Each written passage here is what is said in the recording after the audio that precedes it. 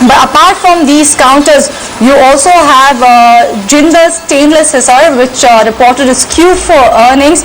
And if you look at the numbers, the PAT has come substantially higher on a year-on-year basis. The PAT is coming at around 226 crore rupees versus 94 crore rupees on a year-on-year basis. You've seen a sharp uptick come in the margins as well. The margins were at 13.2% versus 8.6% a year-on-year basis. Revenue seeing an uptick of 36%, coming in at around 2,758 crore rupees. I stand corrected on that particular front. So to talk more on the earnings front and the way forward for Jindal Stainless Hisar, we are joined by the management of Vijay Sharma, who is the director at Jindal Stainless Hisar. Good morning, Mr. Sharma. Thank you for joining us on ET Now.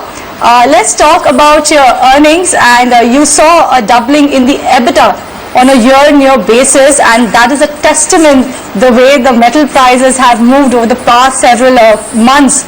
But what were the average stainless steel realizations in the quarter gone by? Namaskar, good morning, and thanks. It's always nice to be with ET.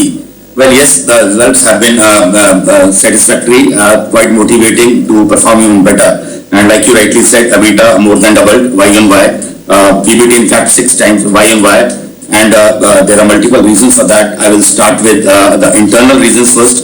These were operational efficiencies and customer service, various marketing initiatives like branding and things like improvements in supply chain and deleveraging the balance sheet.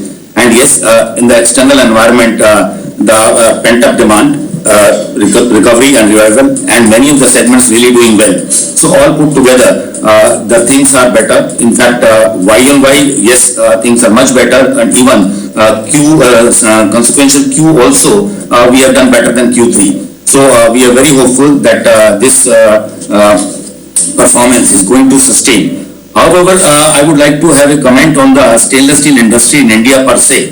You see, last financial year, the stainless steel industry degrew by 19%.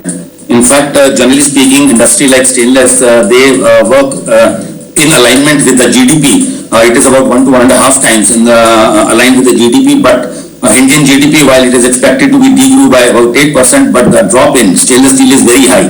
Despite of the fact that you would have seen that in case of Jindal Stainless Hisar, it is hardly about 4%. That means there were certain other sectors which got a beating, primarily because of COVID and also because of withdrawal of the level playing field in the union budget. These are the MSME sector. Despite of that, since this financial year, we are expecting the GDP of India to be anywhere between 10 to 12%. We really have to see, because this wave 2 was perhaps not factored in this GDP. But still, looking into the historical evidences, I think the stainless steel also will be growing not less than GDP, rather maybe 1 to 1.5 times of the GDP. So there is a big opportunity emerging. Apart from that, there are new opportunities like the healthcare and the medical aid and the equipment for the hospitals and other new segments like defense and all. Those are emerging. But yes, for the MSME sector in the primary producers area, which is quite a big number, close to 35%. If this level playing field is not available, this is likely to create the issues for the stainless steel industry as such.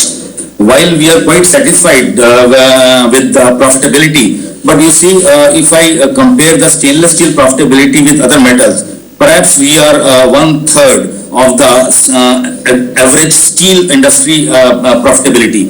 That means there is still scope, and this is also because more than 20% of the stainless steel consumption is from imports. That too from the countries, basically China and also ASEAN countries, where there is absolutely no duty, and the cost of competitiveness of India, which makes us uncompetitive by 10 to 12% only because of cost of capital, also because of logistics. So these are some challenges, but since we have got a good presence in various segments, high-end segments and the quality products needing approvals.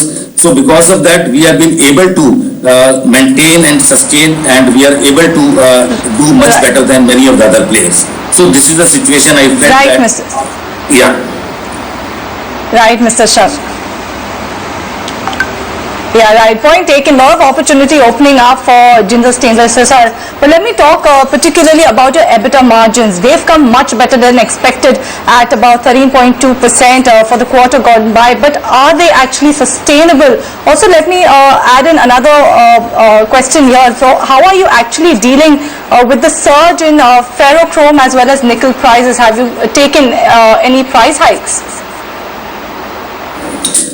World commodity market is on fire. As per the World Bank, this sort of increase is still likely to happen. It is not only related to nickel and ferrochrome.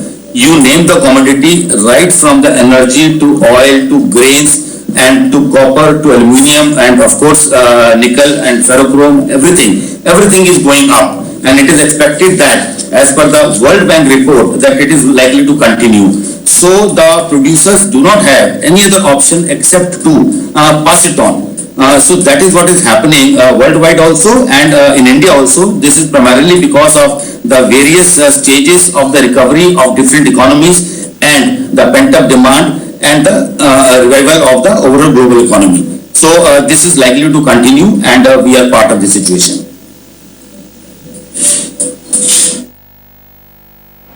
Mr. Sharma, Alex coming in, I just want to get a sense, now you've seen a significant debt reduction during the financial year gone by, and with debt currently standing as of March 31st at 1,376, is that a comfortable level, or are you looking to deleverage further? You see, ideally speaking, everybody would like to have the much better ratios. Our ratios are quite respectable now. In fact, debt to equity and debt to EBITDA, they are much better than the expected ratios. So, but yes, every organization needs to improvise better, and we would like to have a balance.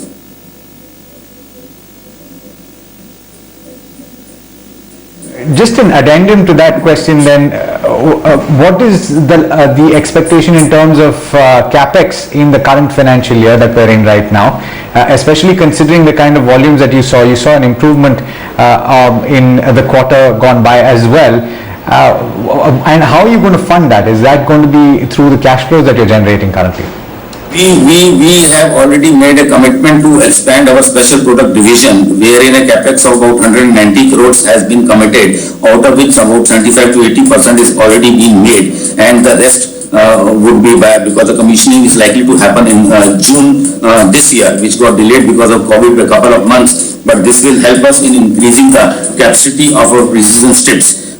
So this is the expansion plan for Essar, and if you want to understand beyond that, I think since JSHL will be getting merged into JSL, so it will be a part of the larger strategy which will be definitely shared with the concerned stakeholders in due course of time.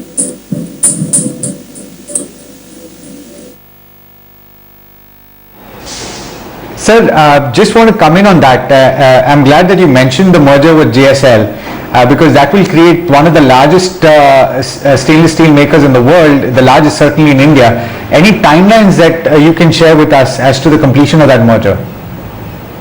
Will be, while the appointment date would be 1st of April 20, but the merger should be ready complete by H2. We are on schedule, and whatever the timelines are being followed as per the plan. So we are comfortable with the current status of the merger plan. All right. One point I would like taken, Mr. Sharma. Thank you. But we leave it at that. Thank you for joining us on. Sorry, continue. One point I would like to add here, because you see, in today's context, every corporate, and that too a responsible corporate, has a commitment, has a responsibility towards the society. I would like to share JSHL, despite being a stainless steel company, we have been very, very actively supporting the government. You might be aware that we were having a 580-bed hospital, super specialty hospital in Hisar, in which 200 beds were allocated to COVID and 150 were ICUs. In addition, Hisar has been supplying close to 10 tons per day of the liquid medical oxygen to about close to 50 medical institutes in and around Hisar. And just on this Sunday, a special dedicated COVID hospital has been inaugurated in the school, OP Jindal Model School, which is owned by Jindal Stainless, along with the handholding of the government of state government of Haryana. So also and plus our company has also ensured that all the direct and indirect labor and the families, the vaccination has been on account of the company. Plus whether it is sanitization, distribution of mass, distribution of food, in all those areas also Jindal Stainless Hisar is very actively doing its job and also doing the hand holding with the state government. I thought it would be very appropriate to raise this point here. Thank you.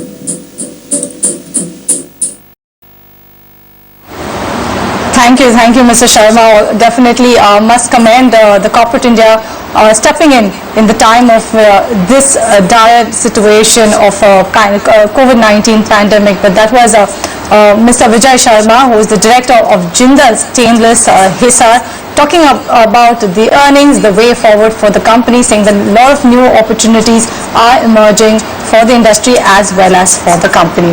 All right, but on that note, we'll slip into a break in this edition of Buy Now Sell Now.